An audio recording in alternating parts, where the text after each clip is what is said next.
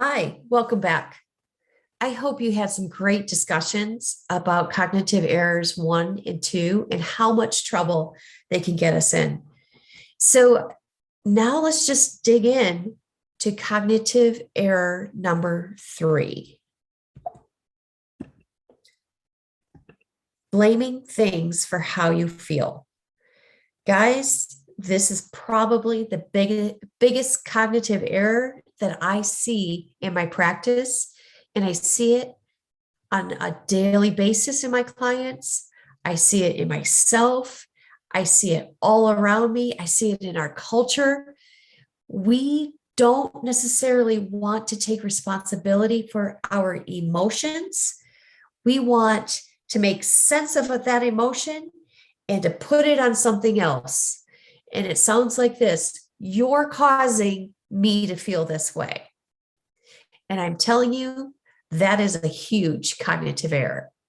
So we do this, and I'm going to teach you a new phrase today. It's called cognitive mediation. And what cognitive mediation really is, it determines how we feel emotionally. In other words, I'm driving down the road, listening to my music. I'm having a great day with, out of nowhere, a guy swings into my lane, causing chaos. And I'm angry. I'm like, you son of a beep, and you beep. And I'm saying all these words. Okay. And it's very tempting to go, you know what? That son of a gun, he caused me to feel angry. He caused me to feel anxious. No. Now, his behavior actually did affect my environment, but how I felt about that is everything. That's my responsibility. How big and intense that emotion was is my responsibility, and the messaging of that is my responsibility. And so we need to be really careful here in managing our own emotions and taking responsibility for them. So things or people don't cause emotions. Your brain concocts the emotions. So it's how we think about things that causes the emotions. It's how we think about things that can change how we feel.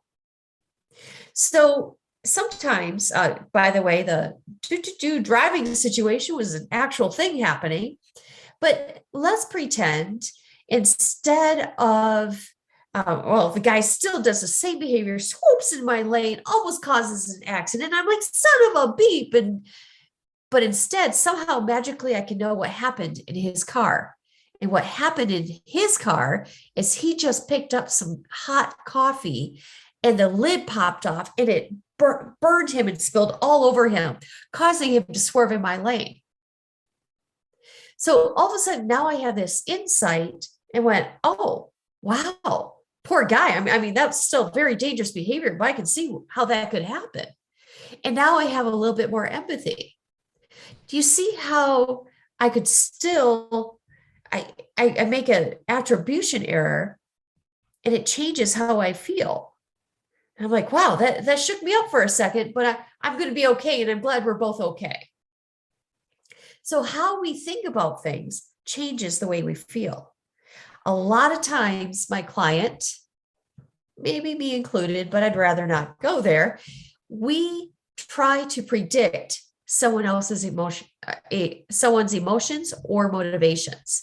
And when we do that, it's an easy way to blame them for our emotions. Well, he just did that because of this. And now I'm mad about that because of this. Remember that cognitive error definition?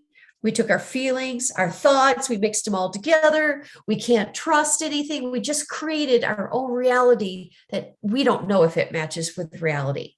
So we have got to be really, really careful with this cognitive error. And we've got to not blame others or things for our emotions. Something I also hear a lot in my practice is, well, I was really offended and I have the right to act out if I'm very offended.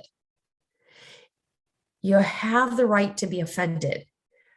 you don't have the right to act on those emotions to harm other people. Remember, that goes back to cognitive error number 2. Should you be trusting this emotion or not? That's where we want to go through and we want to think, should I actually be trusting this emotion? So anytime you want to go, well, I feel like this because of that, numbskull, catch yourself. You're ready to make a cognitive error. So stop the blame game and think, go back to what's causing this emotion. I was really scared for a second. And yeah, I let some expletives fly in that moment because I was really scared and I was probably angry. You know what? You're right.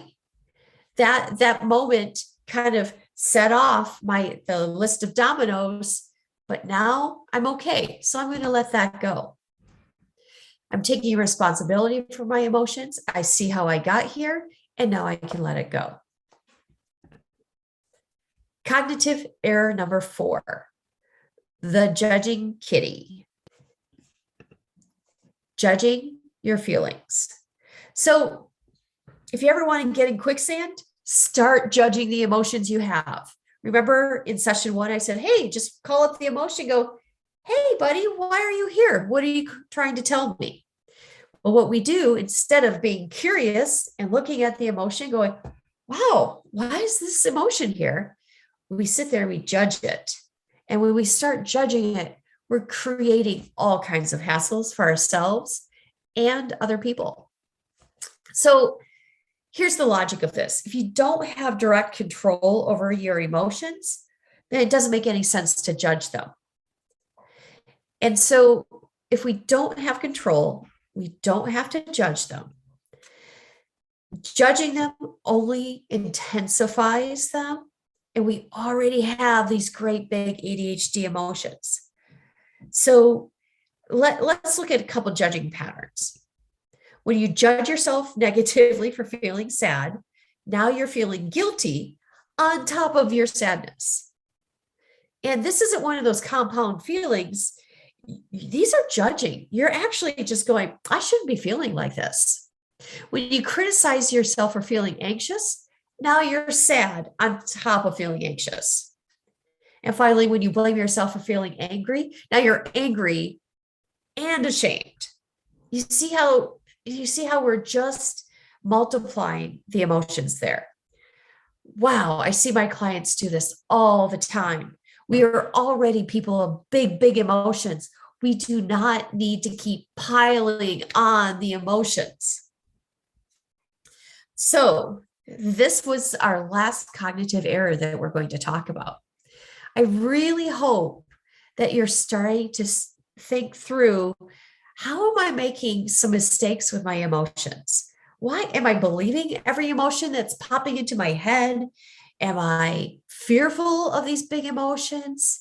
Am I judging my emotions? Or am I blaming other people for my emotions? Well, I hope you have some great discussions, and let's get sparking. Thanks for joining me.